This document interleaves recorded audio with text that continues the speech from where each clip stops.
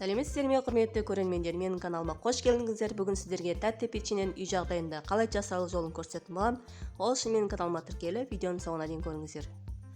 Бізге сүт, тұз, маргарин, жұмыртқа, қант және ұн керек болады. Маргаринімізді теркадан өткізіп, ұнмен жақсылап араластырып аламыз. Маргарин міндетті түрде холодильникте сақталған болу керек. Менде 10 грамм разрыхитель, соны қосып жақсылап араластырамыз. Міне біздің ұнымыз бен маргариніміз жақсылап араластырып алдық. Енді 1 кесе қант, 1 кесе жылы сүт, 4 жұмыртқамызды қосып, одан кейін тұзды су, жарты кесе тұзды су қосып, жұмсақ қолға жабысатын қамыр илеп аламыз да, оның бетін жауып, холодильникке жарты сағатқа қойып қоямыз.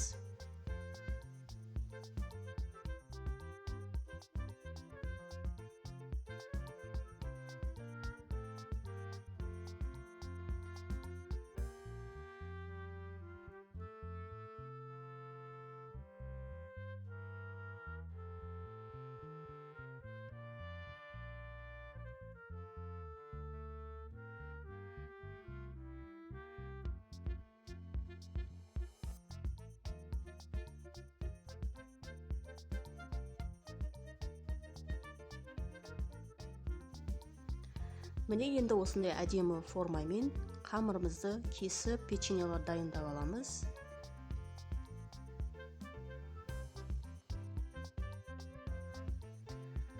Шетінде артылып қалған осындай қамырларды, қиындыларды бөлек алып тастаймыз. Духовканың противеніне салып, осылай бетіне жұмыртқа жағып аламыз да, духовкада 180 градуста 20-25 минут печеньеміз қызарғанша пісіріп аламыз.